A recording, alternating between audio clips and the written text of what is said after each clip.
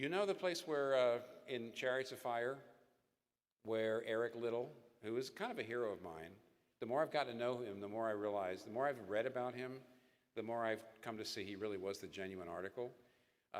Those of you might, it was a movie, Chariots of Fire was a movie done in the 80s. Those of you who are older, I'm probably all seen it. The younger ones might not have.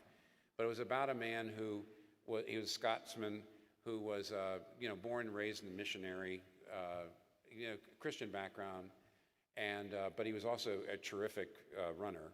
And he ran in the 1921 Olympics, I think. And he was pretty famous for the fact that because the 100-yard dash, not meters then, was being run on Sunday, he wouldn't run because that was breaking the Sabbath. And even though that was his event that he had trained for, but weirdly enough, he ended up running in the 400-yard dash later, which he shouldn't have won, but he won the gold medal. So it's a very great movie.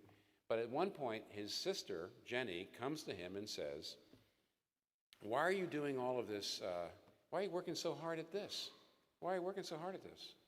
When you should be in the mission field. We were supposed to go to China," which he did eventually. And he looks at her and he says, "I will go to China. God's called me to China." And then he says, "But God also made me fast, so when I run, I feel his pleasure." And it's fascinating. He says, "I've been gifted. I'm good. And I sense that when I run really well, as hard as I can, I am pleasing the God who gave me the gift of running well." But I don't know if you know, he actually literally did.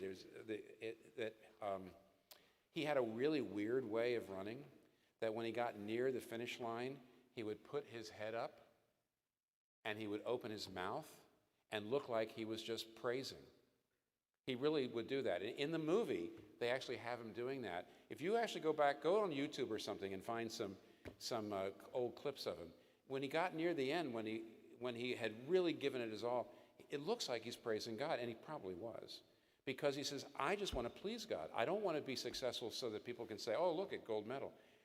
I love God enough that I've put my happiness into his happiness."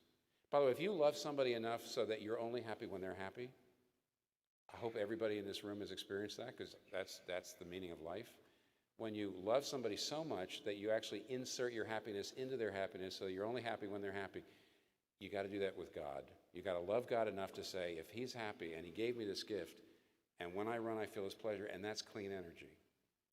And that's the last thing we can say here tonight. Thank you very much.